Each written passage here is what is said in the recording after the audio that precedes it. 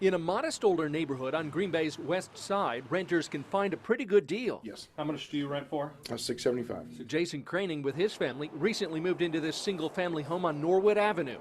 Coming from Florida, Jason was pleased with the low rents he found. But it turns out as a taxpayer, he's actually paying for more than just his home. So if I told you one of your neighbors, the state is paying $2,500 a month rent for that, what would be your reaction?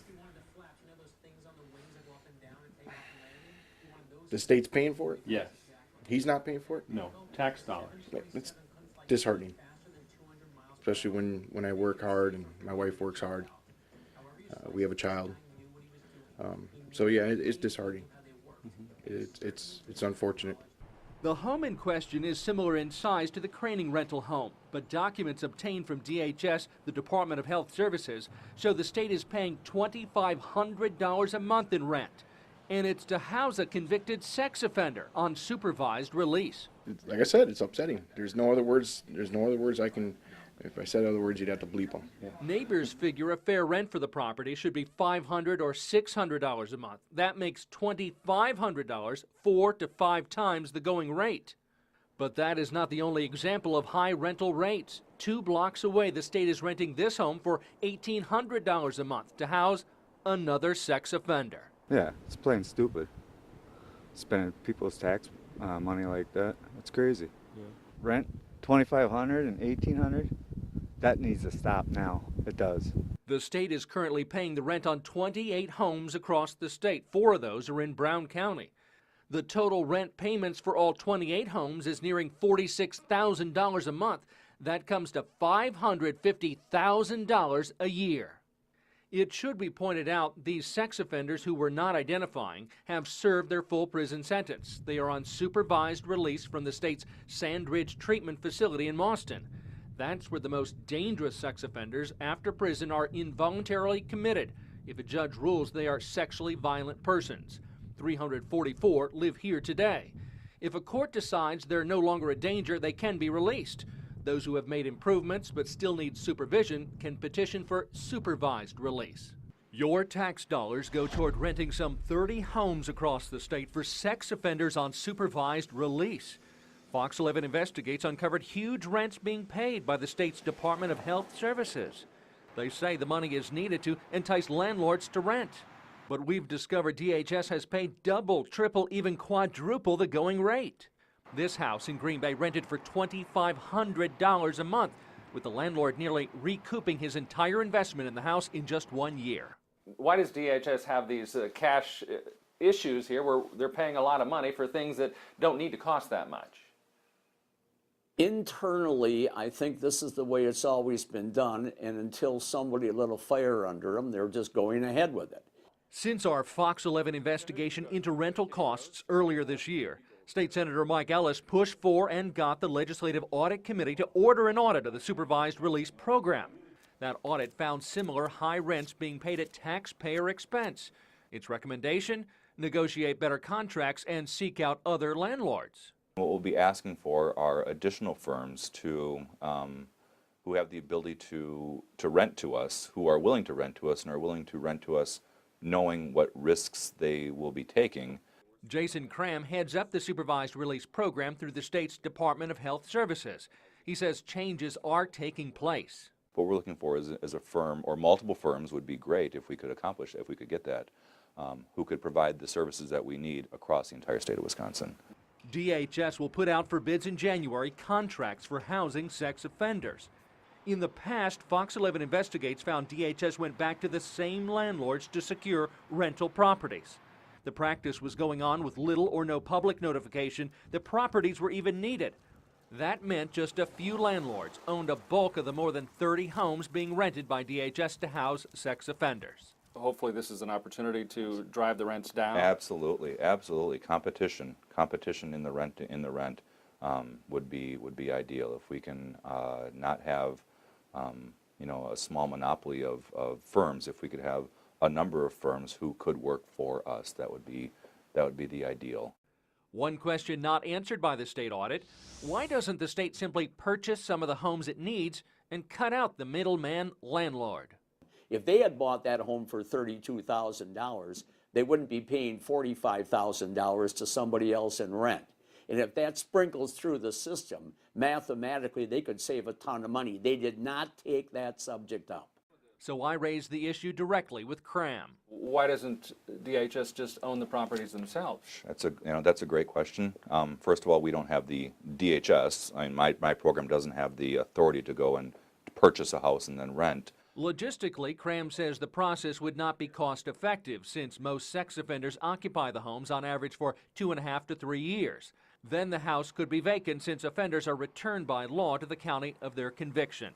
Ellis says a change in the law could make state-owned homes a better option for taxpayers, and he plans to press the issue. We keep asking because you sprung the leak in the boat, and we're going to find out what's going on. With all the attention our investigation into high rents created, many of you even asked, how can I rent a property to the state? Well, we have contact information to do that on our website at fox11online.com. But I should point out, since our stories aired, the state has been able to secure properties at lower rents. In Green Bay, Mark Leland, Fox 11 News. This is Stephen Gillis. He's serving a 1-year sentence for welfare fraud at the Marinette County Jail. I did what I had to do to survive. How'd he get here? It all began in 2008 when he walked into the Marinette County office to apply for food stamps and medical assistance. One of my many jobs before becoming an engineer, I was an actor. So you put on an act? Oh, I put on my best Academy Award. Gillis's act worked and allowed him to pull in more than $8,000 in taxpayer benefits over a 2-year period. The information I gave them was accurate to a point. County officials had no idea what Gillis was up to. Did anyone check into his story, or did they simply just take his word for it? If we have all the required verifications at time of application and nothing is questionable, we approve the benefits. So how did Gillis work the system? I said I had 2 kids, 2 children. And this is their birth certificate, Social Security card, and they're living with me. But he had to stretch the truth to get what he wanted. When it came to the question of there's no wife in the house, I said, no, there's no woman there in the house. I just didn't correct it. They said that you told them she had died. I told her that she departed. That she departed? She departed. So you led them to believe that she was dead? I didn't correct their assumption. That she was dead? Right. If his wife were dead, or in his words, departed, it would make sense for Gillis to have the children. Why did that matter? Money. According to court records, Gillis did not qualify for any benefits unless he had his children in the home. By claiming the children lived with him, Gillis was able to rake in thousands of your tax dollars to pay for his groceries and doctor visits. There was just one problem. His story wasn't true. Why wouldn't you just tell them the full story? Is it because if you did, you wouldn't get the benefits? I wouldn't get medical, that's for sure. This is the house where Gillis said he was living when he was receiving those taxpayer-funded benefits, but court records show that his children never lived here. They've never even lived in Marinette. In fact, they've never even been to Wisconsin. They live here in Toledo, Ohio. And remember that wife who was supposedly dead? Well, it turns out she's very much alive. First, if you just tell me your name. Okay. It's Joanna Truesdell. And you're alive. I am alive. Joanna Truesdell divorced Stephen Gillis in 2006. It's really, really hard for a mom to have to tell their kids that their dad is doing this. She and Gillis's 2 children live 500 miles from where Gillis had said the children were living. Fox 11 Investigates traveled to Ohio to meet Truesdell. What was it like for you to find out that your ex-husband had led people to believe you were dead and that the children were living with him so he could get these benefits? I was kind of floored by that. That was huge. It was kind of one of those, oh my God, are you kidding me? This picture kind of says it all. The I-43 Leo Frigo Bridge, the biggest in the area, is sagging. The dip is on the eastern part of the bridge, over land between Quincy Street and the Fox River, not over the water itself. The State Transportation Department has shut down I-43 from Atkinson Road to Webster Avenue for what could be a long time. Good evening, everyone. As for a possible cause at this point, some expected settling somewhere underground. We want to get to that right now. Fox 11's Mark Leland is beginning our coverage tonight. Mark joins us live from alongside of the bridge in Green Bay, where you can actually see that part in question, Mark. You definitely can see it from here. This Leo Frigo Bridge will be closed indefinitely, Michelle. In fact, you can see the little bit of a dip behind me. It's about where the electrical tower is there. A 200-yard span of the bridge dipped about 3 feet early this morning, we're told. And it's not going to be a quick fix. In fact, this bridge will be closed indefinitely. I want to emphasize that at this point the bridge is not in any kind of danger of collapse. Wisconsin Department of Transportation Secretary Mark Gottlieb says the investigation into the sagging of a portion of the Leo Frigo Bridge is just getting underway. From previous inspections, DOT officials say they had no indication the bridge was anything but sound. We're surveying information. We're taking constant measurements on that pier, not only on other piers adjacent to it, to make sure nothing is moving or what's happening right there. Early morning travelers are the ones who first detected a problem on the Leo Frigo Bridge. Emergency callers reported a portion of the bridge sagging on the east side of the structure. That bridge is sagging in the center because I came over with a tractor trailer. Okay. And I mean, she jumped enough that the wheels on the tractor came off on the driving axle. Police responded and assessed the problem and promptly shut down the bridge to all traffic around 5:30 a.m. before anyone was injured.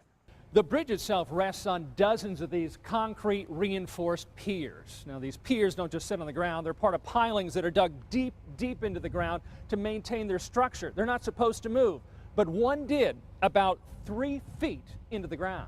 This DOT photo of the pier's footing shows the entire footing sank into the soil. Bridge engineers wouldn't give a timetable for correcting the problem. There's no way to determine exactly how long it'll take. I mean, we're looking at options right now. But when pressed, officials say the closure of the bridge could last months, even up to a year. You're talking months here? Could be months, could be a year. Rachel, good morning to you. Hi, everybody. So throughout the entire morning, firefighters have been fighting this fire from the outside of the buildings. I spoke to the fire chief with Ripon just moments ago, Tim Saul. He told me that crews should be heading on into the buildings pretty soon. He also told me at 9 o'clock this morning they'll have an update for us. But this is what we know throughout this morning. We've been learning, new information, more details. We do know that crews are called out here at about 2:30 this morning, and we are on Watson Street standing here. This is the main street of downtown Ripon for a fire. We do know a fire affected 3 buildings on Watson Street. There were businesses below, apartments on top. Crews did tell us that everyone was accounted for. Anyone who lived above the building were accounted for. 5 families. The Red Cross is helping those families. I walked over to the scene just moments ago to see which buildings were damaged from this. I know we have video from earlier this morning. It was a lot darker. We couldn't really see which buildings were affected. Crews, I know, are probably appreciating the sunlight here to help them fight this fire. One building that I noticed that had significant damage was the Watson Street sub shop. That one looked extremely damaged. Windows were out. A lot of areas were burned. There's still smoke that's coming out from the top of the building, but like crews told us, 3 buildings were affected by this. Some businesses across the street from those affected by the fire tell us they had to close their doors today. They can't be open today. And like we told you before, not only are crews working to put out this fire safely, but they're also dealing with the weather. Frigid temps out here this morning. I'm actually standing on Watson Street now where all of the trucks are lined up. Just look at the ground right here. You can see water is rushing into the drains, but look what's right next to it. Ice right here. And there's ice all over the buildings, all over the ladders, creating a little bit of difficulty for some of these crews that are fighting out here. I did see some crews go up and down the sidewalk though, pouring salt, making sure that everybody stays safe. You can see the steam coming off of the street. The building we're standing right next to that looks vacant actually has firefighters in it. I know the doors are open to them. There's rolls in there. There's hot chocolate, anything that they can do to keep also their crews safe. So 9 o'clock this morning, the fire chief said that he'll give us an update. Hopefully we can learn any new information. We'll be able to bring it to you. And earlier this morning, I talked to the downtown manager. He says it's disappointing to see something like this happening. They've been trying to revitalize the downtown area for a long time, but they know that they'll be able to move on and rebuild build. So any new information, we'll be able to bring it to you. Also go to our website, fox11online.com, for more information. We'll send it back to you. Thank you for liberating this town. American World War II veterans, heroes returning to a city in the Czech Republic. It's a celebration of liberty and free, and I think it's a celebration of United States. Honored and remembered for their service and sacrifice. It humbles me. It humbles me. Makes tears come to your eyes, really. And from Northeast Wisconsin, a new bond linking past and future generations. When you listen to the people who continue to remember our soldiers and our America and our sacrifices, how could we not be touched by that? This is Return to Pilsen, an American story. Hello, I'm Mark Leland, and welcome to the city of Pilsen in the Czech Republic. Pilsen is known worldwide for its Pilsner beer and its beautiful architecture. But what you might not know is Pilsen has had a love affair with American soldiers since 1945. And it's that American story we're here to tell. It was the beginning of May in 1945, and the end of World War II was near.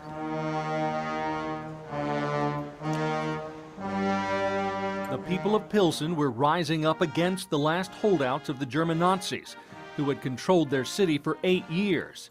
But they needed help from the approaching American troops. The 2nd Infantry Division and the 16th Armored Division, both part of General George Patton's 3rd Army, rushed in to help, bringing at long last liberation to Pilsen and ultimately an end to the war.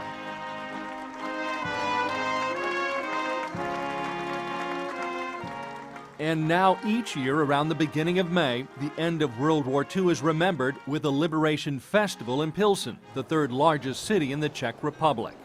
It's located about an hour's drive west of the capital of Prague.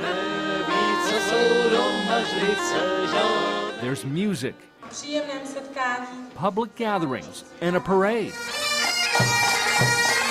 And yes, as you can see by the flags being waved, this festival is a resounding salute to the Stars and Stripes and American World War II veterans. Free at last. But as fewer and fewer American veterans are able to return to Pilsen, new ideas from a new generation are emerging to keep the history alive. The sacrifice that these men have made must not be in vain. It was General George S. Patton whose 3rd Army pushed through Europe to Pilsen to liberate the people here, and it's Patton's grandson, George Patton Waters. Thank you, Pilsen. Who today returns to Pilsen in support of a college scholarship that bears his famous family name. It's an investment in the future of Pilsen, seen by the people here as another gesture of support from America. I think even though the amounts aren't as, staggering amounts, it's the fact of doing something for somebody else, giving them an incentive to try. On behalf of the Brian Lavalette Foundation, the Patton family. The idea of the scholarship came from Doug Lavalette, president of the Brian Lavalette Scholarship Foundation in Northeast Wisconsin. His foundation awards dozens of scholarships honoring fallen veterans throughout Wisconsin and the United States. And when he was introduced to Waters in the Liberation Festival in Pilsen several years ago, he found the lasting legacy of American soldiers in Pilsen to be a perfect fit. When you listen to the people who continue to remember our soldiers and our America and our sacrifices, how could we not be touched by that? Because it's not like that in every other part of the world. And they haven't forgotten. It's almost 70 years, Mark, since the liberation, and they haven't forgotten. This year's recipient is a high school graduate from Pilsen planning a career in community service. And she already sees the scholarship impacting more than just her life. I think it's a great opportunity to connect the Czech Republic, and not only the Czech Republic, but Europe, with the United States. The U.S. ambassador to the Czech Republic also views the scholarship as a way to bring the two nations even closer together. Like with keeping democracy alive, we need to keep the friendship between our two countries alive too. You got to be moving forward, you have to be trying new things. That's why we're so pleased to welcome the Lavalette Scholarship here. And for Adela, the scholarship money she receives comes as somewhat a surprise, since her desired profession is in community service. And jobs like the military, police officers, and teachers are not well respected because those were the jobs held by communists, and the stigma has not yet disappeared. It offers new options, I believe, but on the other hand, I think it shows it's too bad the Czech Republic is unable to stand up to the fact that humanitarian help and working for society is not really respected and that there aren't any awards for it. But the Scholarship of Honor looks to restore pride in wanting to give back. It's a link between Pilsen and Northeast Wisconsin that has roots. Probably the most sought-after shipwreck in the Great Lakes. It's quite literally the holy grail, if you will, of shipwrecks. This is a 50 feet dive. That's a challenge. Get to the bottom of this, see what it is. Sometimes, I wanted to be so much the Griffin that it's almost like you dream it so much that it is, like maybe it'll come true.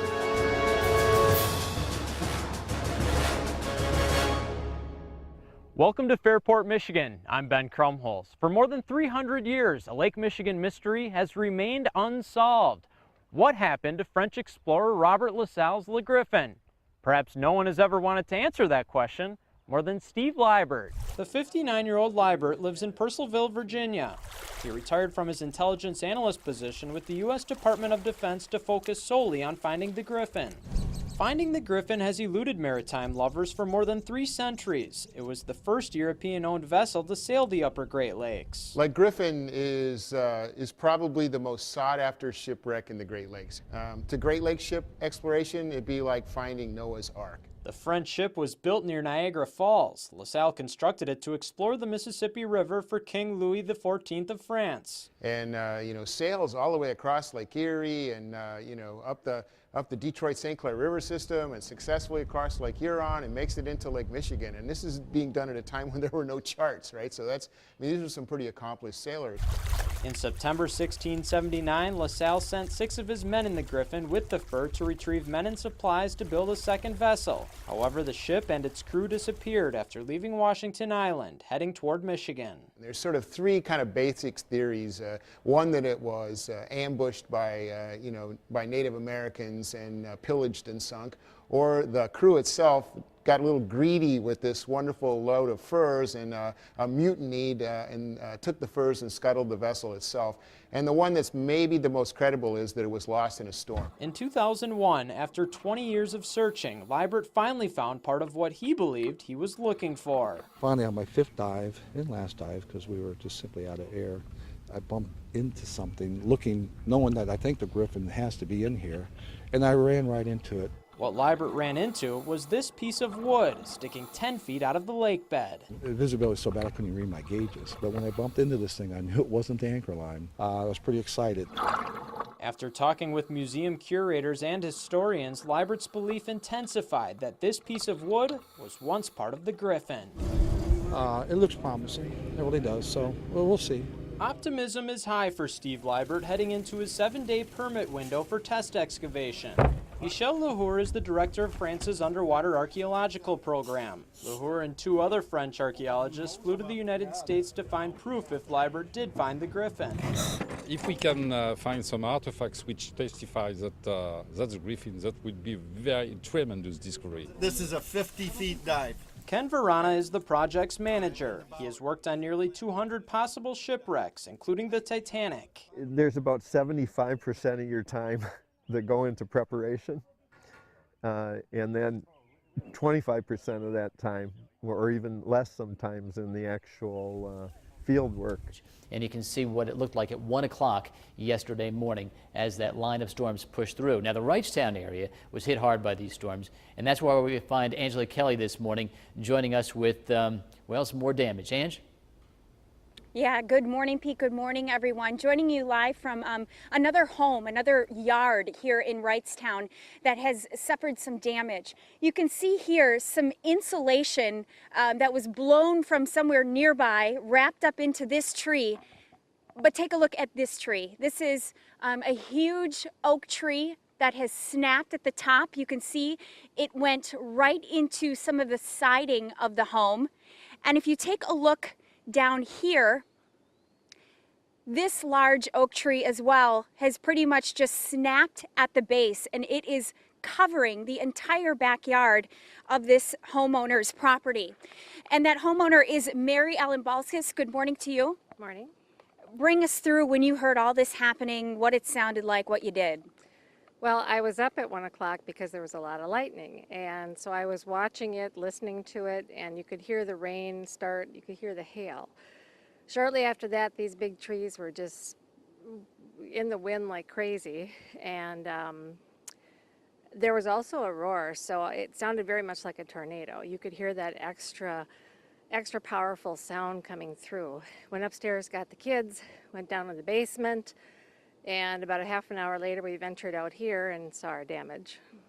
Well, good morning, Rachel. That's right. We're still in Maribel, and we are on Rosencrantz Road at the corner of Rosencrantz and Schultz Road. And this is the sign that used to be mounted at that corner, marking where Schultz Road is. And what happened is a lot of trees have been falling, not only here, but it's specifically right at this location. And what you can see here is some very, very tall, very, very large trees that have just been completely blown over, uprooted. The entire main root system has just been completely pulled out of the ground. And what I've been noticing right in this area anyway, which is not too far from where we were showing you that that destroyed barn, is a lot of the trees, when they have fallen down, have all been kind of pointing in the same direction. And when you see that, that tends to be more of an indication of straight line winds.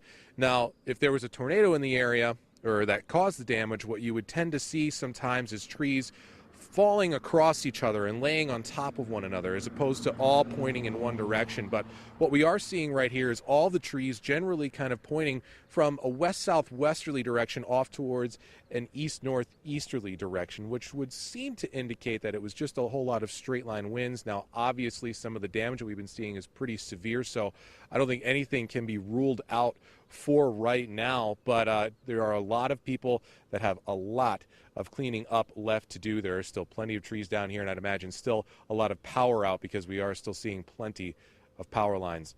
Debris and power lines still blocking some major streets in Appleton, and Doug Higgins is there this morning with the latest. Hi, Doug. Hi there, yeah. Rachel, we're at Richmond and Northland Avenue, and power lines are down here, and big trouble for traffic. This is one of the major intersections in Appleton, one of the most highly traveled, and because the power lines are going right across Richmond, basically it's shut everything down. So the traffic is trying to make its way across an intersection with no lights, so it's an uncontrolled intersection right now.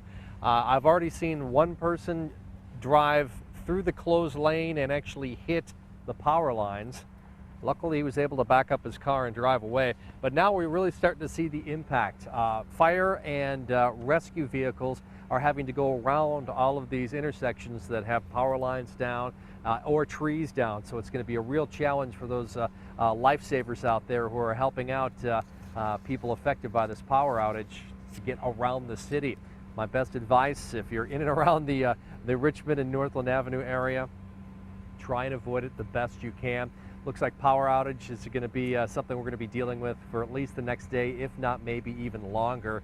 And a lot of the businesses here are hurting too. We've got many fast food restaurants, coffee shops, and even a gas station. And they're all without power, and they're waiting for the power to come on. And looks like it's going to be some time before that power is up and running. So it's a game of wait and see now, Rachel. We're just going to be going over the numbers hour by hour. Yeah. Hopefully we're going to see more people getting that power back as we head on into the afternoon hours. But for now, looks like we just have to hunker down and deal with all of these outages. Yeah, not a good start to the day for some, but I can see people behind you taking the advice to use it as a four-way stop. You know, there's no traffic lights, so pretend that it's a four-way stop and everybody will stay safe, hopefully. Yeah, that's the best advice to do it, and hopefully they'll all do that. I haven't seen everybody doing that. It's a good piece of advice for people, though. Definitely use the four-way stop idea. Drive slowly in these intersections. You stay safe there too, Doug. Thanks so much. Doug Higgins live in Appleton this morning. Here's a quick look at some other stories making news today. A Waupun police officer who was arrested after a statewide manhunt is now being held in the Burnett County Jail. Brad Young, a police lieutenant, reportedly surrendered to authorities at a house in Burnett County last night. He's accused of breaking into a restaurant and stealing 2 vehicles, Officials also believe he may be linked to other burglaries in Green Lake County. A 22-year-old woman arrested after her car hit 2 Green Bay homes could still face more charges. The crash happened yesterday morning on 9th Street. The driver's already facing OWI charges, but officials say more charges are possible. It was a surprise knock at the same door that was decorated just 2 days before. Oh my God! Oh my God! Oh my God! Hello, honey. Donald Driver saw Angie Leroy's story on Fox 11 and wanted to help. She didn't have tickets for the ceremony, but really wanted a hug from her favorite Packer. So I said, I'm going to make her day come true. I will find her today and give her a hug. So here's your hug, love. Thank you so much. Leroy did make it to the ceremony. A viewer gave her an extra ticket, but she says meeting Donald Driver topped it all. Don't cry. Don't cry. It's supposed to be a happy moment for both of us. No more crying. Right. I cried enough today. I'm done crying. Yes. So what does any Packers fan do when Donald Driver is in their kitchen? Long as you're here, though. Yes. Maybe you can sign. I will sign whatever you need me to sign. He signed her purse, he signed her sign, and he signed her jersey. Nobody's gonna believe this. I think they're gonna believe it once they see the jersey signed and on TV tonight. And after a few minutes, it was time for Donald to go. Thank you, love. Thank you. Thank you. Thank you. Okay? Yep, we're okay. Have fun. I will. And you All right. too. Enjoy I'm glad I made your day, love. Me too. I'm glad I met you personally. Donald Driver was on his way. See you, love. Okay, bye. Bye-bye. But Angie Leroy will probably have the best story to tell for quite some time. Shelley, Donald Driver was here. Donald Driver was here. In Bellevue, Eric Peterson, Fox 11 News. Last minute preparations was getting the suspenders done and his buttons on his shirt, and then get his head on yesterday and touched him up. It's been a tough year for Larry. The statue was damaged in January when a tree fell on it, cracking Larry into 3 pieces. Ron Piantic vacations in Wabeno and knows Larry well. He says he spent hundreds of hours putting the statue back together. Got him on, we're ready to roll. It's 108 miles from Piantic's auto body shop in Denmark to Larry's Northwoods home. Piantic says he's proud of his work. This was a challenge because you had to make stuff that wasn't there. You know, your original pictures, there was no right shoulder, there was the chest busted, then the legs were busted, then the head had a damage. But as the 21-foot icon cleared the hill into Wabeno, I see 2 arms. I hope nobody runs in the ditch because I feel responsible when they see it coming down the road. A police escort made it clear for all that Larry had made it home. This man here is one of the greatest. I think he's never looked as good as he does right today. He's just standing tall almost. There's no bitterness leaving the Green Bay Packers. After 14 seasons with the Packers, Donald Driver is hanging up his cleats. I've always said I want to wear the green and gold, and I've worn the green and gold for a long time. The latest on Driver's retirement, topping Fox 11 News at 9. Good evening, everyone. The longtime Packer, only Brett Favre, has played more games as a Packer, had said he thought he could play some more. That's right, but ultimately he did decide to retire wearing the green and gold. Drew Smith talked with Driver today, and Drew joins us now. What did you hear? Well, you know, Donald was a 7th-round draft pick. I mean, he ended up being the top wide receiver of all time for the Packers. Kind of a bittersweet day. It was a long road, but in talking with him, though it was bittersweet, he could not think of putting on another uniform. Another day at the office, baby, another day at the office. In the end, Donald's decision to retire now was about being a Packer for life. The way the season went for me, I was, you kind of know when it's time to move on. And I was okay with that at the end of the day because it's no bitterness leaving the Green Bay Packers. I've always said I want to wear the green and gold, and I've worn the green and gold for a long time. Driver could see that his time had come. Relegated to special teams in his final game as a Packer against the 49ers, he's happy to have been part of rich Packers history. I'm going to go out and do different things. There's so much more out there for me, and now it's time to find out what God has in store for us. Driver came into the league as a skinny 7th rounder, one of a number of receivers drafted that year. His old teammates remember that camp and something about Donald Driver.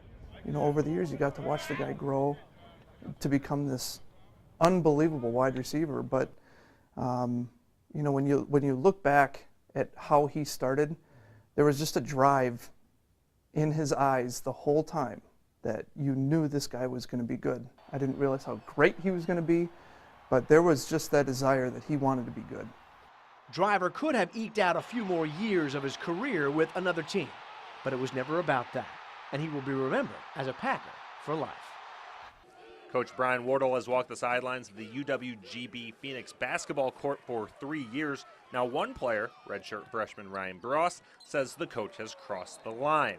Bross's parents sent a letter to the UWGB chancellor claiming Wardle verbally abused their son. You know, there were allegations of verbal abuse, emotional abuse, player wasn't being treated fairly, properly, you know, no allegations of a physical nature, but still very serious. In a statement Thursday night, Coach Wardle responded saying, "I will be supportive of this process and I'm confident in the findings. I will have no further comment until it is concluded." Fox 11 attempted to contact Ryan Bross's parents Friday for comment but was unable to reach them. Bross is the 4th player to leave the Phoenix men's basketball program in the past 3 months and 11th during Wardle's 3 years leading the program. I think anytime you have a student leave the program, the coaches and the program are going to want to know why. I think each case is specific to the individual.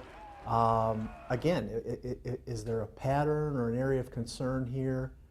Well, I think the investigation is going to tell us whether that's true or not. We are the gold standard of football, hands down. We do have high expectations, and that's our goal, is to live up to that. I mean, when you think of football, you think of Green Bay Packers.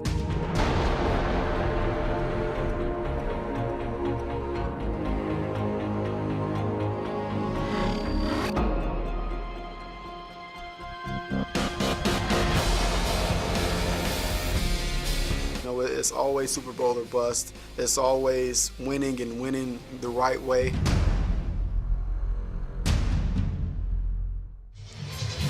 Good evening, everybody. Welcome inside historic Lambeau Field, home of the Green Bay Packers. This is Packers Family Night, presented by Bell & Health, benefiting Wendy's Wonderful Kids. Brought to you by Fleet Farm, and we are so excited to have you here at Lambeau Field with us as we prepare for another Packers Family Night broadcast. It is a beautiful evening here tonight. A little bit cloudy, but no threat of rain. And we are very excited to bring this to you once again throughout the entire network here of our family of stations, and everyone online as well on fox11online.com. Good evening, everybody, and welcome to Lambeau Field. I'm Drew Smith, and along with Packers Hall of Famer Johnny Gray, we'll be taking you here for the next hour on our pregame show as we get you prepared for Packers Family Night, presented by Bell & Health. And it's a great evening, Johnny. It's always so fun to see the guys. They're all back here, and we're ready for football 2013 style. Well, and so the Packers, they're ready for football. Last year was kind of a disappointing ending, and they want to come back this year and resurrect that. That was a bad loss, and they're looking to get that good taste back in their mouth. He's head out of the pocket, throws back across his body, and hey, you talk about DJ Williams, and yes, touchdown Green Bay Packers, and DJ Williams going for a Lambeau leap along with the rest of the Green Bay Packers offense, including those offensive linemen. David Bakhtiari getting up there. Aaron Rodgers out there in the stands. That's a treat for some of those fans. Oh, it is. That's all the fun part of the family night. And Canton, Ohio, as the 12th of the Lombardi Packers, was inducted tonight into the Pro Football Hall of Fame. Dave Robinson was inducted tonight, and we are pleased tonight to be able to present you with part of his acceptance speech that happened just a few minutes ago. Here's Dave Robinson, the newest Packers member of the Pro Football Hall of Fame. I tell people that when you play football, you got to like the taste of blood. And you got to remember that 50% of the time it's your blood. So it's the closest thing a football player can get to immortality. You are forever immortalized in the bus, in that place. I look at that bus and it touches me because I know that eons from now, some little Robinson, some great of mine will come in and look up and say, I wonder if that Robinson related to us. And the answer is going to be, yes, sir, he is. And I'll be looking down on him. You're immortalized right there in the Hall of Fame. For this, I'd like to thank everybody here in the Hall of Fame. Thank you very much. 2, 1. Have a great night, everybody.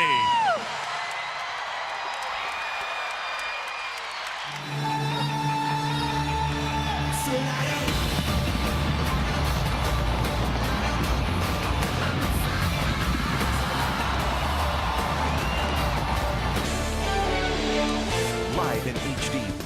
Fox 11. The news starts now. Green Bay's towering Leo Frigo Bridge is closed and will be for a while. Could be months, could be a year. It was a dip in the roadway that surprised some drivers early this morning. It looks like there's a part that's sagging. Daylight revealed the interstate dropped a couple of feet in one spot. State officials say fixing it will be a challenge, and so will getting around Green Bay. We're gonna have backups. Breaking news on a broken bridge, topping Fox 11 News at 5. This picture kind of says it all. The I-43 Leo Frigo Bridge, the biggest in the area, is sagging. The dip is on the eastern part of the bridge, over land between Quincy Street and the Fox River, not over the water itself. The State Transportation Department has shut down I-43 from Atkinson Road to Webster Avenue for what could be a long time. Good evening, everyone. As for a possible cause at this point, some expected settling somewhere underground. We want to get to that right now. Fox 11's Mark Leland is beginning our coverage tonight. Mark joins us live from alongside of the bridge in Green Bay, where you can actually see that part in question, Mark. You definitely can see it from here. This Leo Frigo Bridge will be closed indefinitely, Michelle. In fact, you can see the little bit of a dip behind me. It's about where the electrical tower is there. A 200-yard span of the bridge dipped about 3 feet early this morning, we're told. And it's not going to be a quick fix. In fact, this bridge will be closed indefinitely. I want to emphasize that at this point the bridge is not in any kind of danger of collapse. Wisconsin Department of Transportation Secretary Mark Gottlieb says the investigation into the sagging of a portion of the Leo Frigo Bridge is just getting underway. From previous inspections, DOT officials say they had no indication the bridge was anything but sound. We're surveying information. We're taking constant measurements on that pier, not only on other piers adjacent to it, to make sure nothing is moving or what's happening right there. Early morning travelers are the ones who first detected a problem on the Leo Frigo Bridge. Emergency callers reported a portion of the bridge sagging on the east side of the structure. That bridge is sagging in the center because I came over with a tractor trailer. Okay. And I mean, she jumped enough that the wheels on the tractor came off on the drive axle. Police responded and assessed the problem and promptly shut down the bridge to all traffic around 5:30 a.m. before anyone was injured. The bridge itself rests on dozens of these concrete reinforced piers. Now, these piers don't just sit on the ground. They're part of pilings that are dug deep, deep into the ground to maintain their structure. They're not supposed to move, but one did about 3 feet into the ground. This DOT photo of the pier's footing shows the entire footing sank into the soil. Bridge engineers wouldn't give a timetable for correcting the problem. There's no way to determine exactly how long it'll take. I mean, we're looking at options right now. But when pressed, officials say the closure of the bridge could last months, even up to a year. You're talking months here? Could be months, could be a year. Now, I asked the engineers, would the pier have to be removed in order to fix the problem here with the bridge? Their first indication was, yes, it would have to be removed. County officials tell me that's a real good indication that this bridge fix is going to take quite some time. But even the governor was on hand today. He indicated that safety was the top priority, so it didn't matter how long it took to make sure travel here was safe. We're live in Green Bay. Mark Leland, Fox 11 News. Right now, we want to give you a look from the sky and offer another view for you to check out. Just this afternoon, this is a helicopter flying over Interstate 43. If you look here, we have spot shadowed the area in question where that failure took place. Again, this is about a 3-foot dip that Mark was just talking about on the eastern portion of the bridge. And when you're looking at it from this wide out, you know, it's kind of difficult to see, but it appears small. It's hard to make out, but this is something that will certainly have big consequences in the area. So what about the bridge itself? Well, the Leo Frigo Bridge was built in 1980. It's inspected every 2 years, but state engineers say those inspections are generally visual and would not have been able to predict what happened today. As we continue our coverage, Fox 11's Robert Hornacek has details about what is happening underground. The Leo Frigo Bridge passed its last inspection in 2012. While the report details some minor cracking on the bridge support, there were no significant issues found. But the lead bridge engineer for the Wisconsin DOT says inspectors would not necessarily see signs of settling. Is there any way an inspection would have been able to identify a problem like this, that to know that it was going to happen? The only way you would know that is if you saw something visually during the inspection. If we got down there during the inspection and we noticed something moving down below by the footing area, yes, we would have definitely looked at it closer. Dale Weber says the concrete pier settled more than 2 feet. The settling was obvious as crews examined the 6-foot concrete footing at the base of the pier. The pier is supported by 40 pilings that go down about 100 feet. Does it appear that something must have happened underground to that support system? At that point, it points toward that situation because it's settled. It's settled down, so something below the footing has happened, is what we can tell, yes. This is unconsolidated sediment. UW Green Bay geoscientist John Luchai says the bedrock in that area is about 100 to 130 feet below the surface. The DOT is investigating to see whether the pilings on this support go down to the bedrock. Luchai says it's too early to know exactly what caused the support to settle. At the end of the day, it's an engineering problem, probably brought about by something geological, but we don't know that. We don't know if it was poor materials, maybe someone didn't do what they were supposed to do, and hopefully a good investigation will figure out exactly what happened. The DOT says that investigation will take time and will include an inspection of every support on the bridge. In Green Bay, Robert Hornacek, Fox 11 News. Transportation engineers also say that so far they have not noticed any settling on any of the other bridge supports. Well, the closure of the bridge and the repairs will be a headache certainly for repair crews, but also a long-time disruption for area drivers, including the 40,000 every day who use the bridge. And all of those drivers are going to have to find other ways around Green Bay now and perhaps for quite some time. The main detour route will have you using highways 172 and 41. Keep in mind that Highway 41 is already under construction in that area. The city of Green Bay has posted another route which includes using Main Street to get across the Fox River. And Green Bay police sent out another notice that urges drivers to use other bridges as well. They specifically mentioned in that note the Mason Street Bridge because it's designated to accommodate heavy traffic. Drivers received their first taste of all of the impact of this closure today. Traffic was busier than normal in some areas of Green Bay. Fox 11's Eric Peterson has been tracking all of this traffic. He joins us from along the detour route near the intersection of Dousman Street and Broadway. And Eric, what's it looking like right now? Well, good evening, Michelle. And within the last hour, we counted 3 freight trains and 1 cargo ship that passed through this area. That just adds to the situation. Now, the DOT says 18,000 vehicles pass over the Nitschke Bridge each and every day. Add that to the 40,000 on the Leo Frigo Bridge, and you have quite a situation. Now, until people find their best way around, this is going to be a very busy part of town. The cones are up and the gates are down. The on-ramp from Webster Avenue to I-43 North is closed. On the west side, vehicles were forced off the interstate at Atkinson Drive. Many drivers are already feeling the effects. It's a big hassle because of all the construction that's going around town. The bridge downtown was closed for how long? And now this one is out. It's just like it's a never-ending problem here. You have to plan to go downtown shopping, whatever. You have to plan more time to go through downtown. Traffic is being routed into the city, and we're currently in the process of developing traffic plans in the event that this bridge is closed for long-term reasons. Green Bay Police and the city's Public Works Department set up detour signs funneling vehicles downtown. When the bridge was shut down, that put an extreme amount of traffic into the city of Green Bay, and we have officers working traffic intersections, most likely running the traffic control box.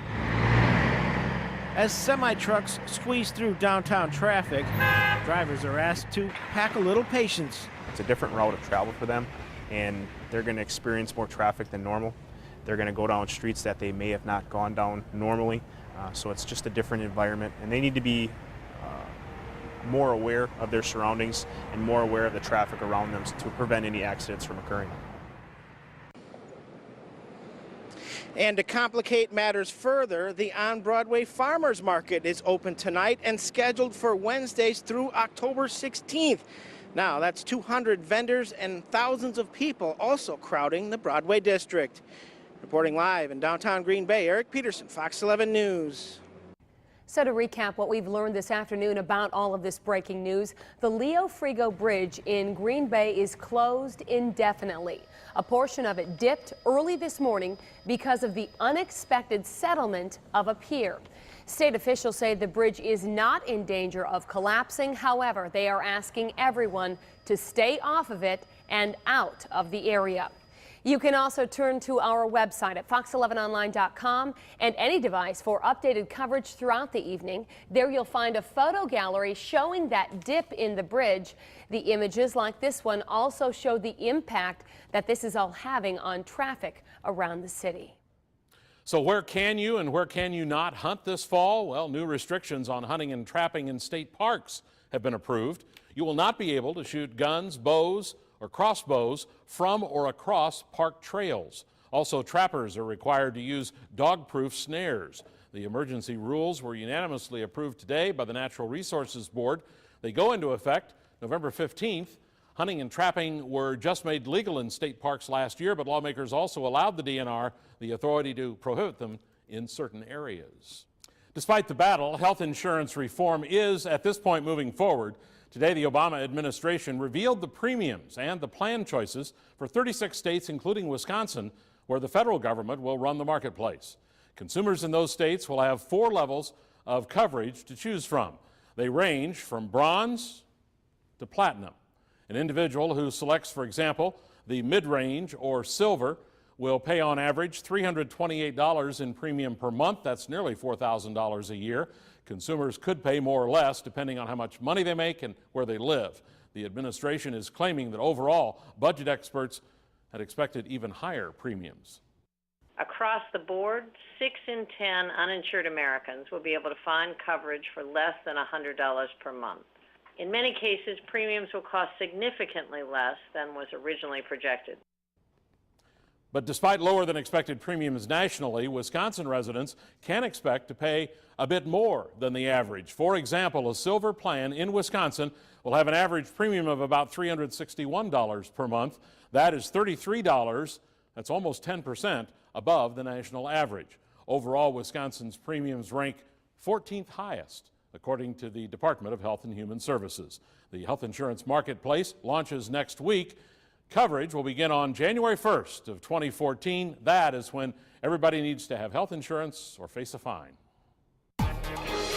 Now, here's your forecast first from Fox 11 severe weather expert Patrick Powell.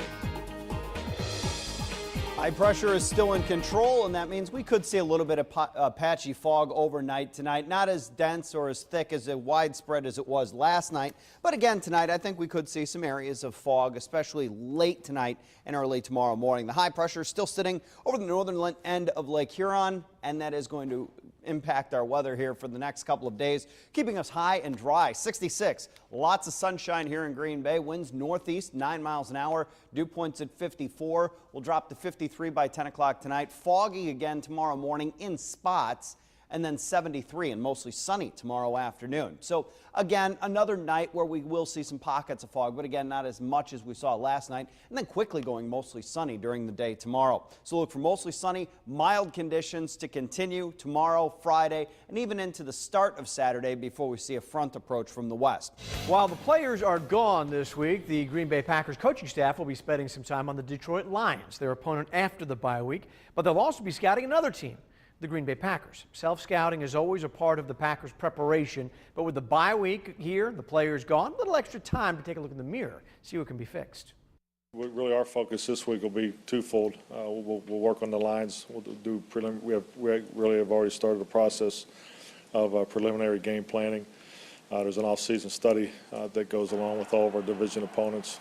Then we do a number of reports and just look at all the outliners and anything and everything that we feel can help us, improve.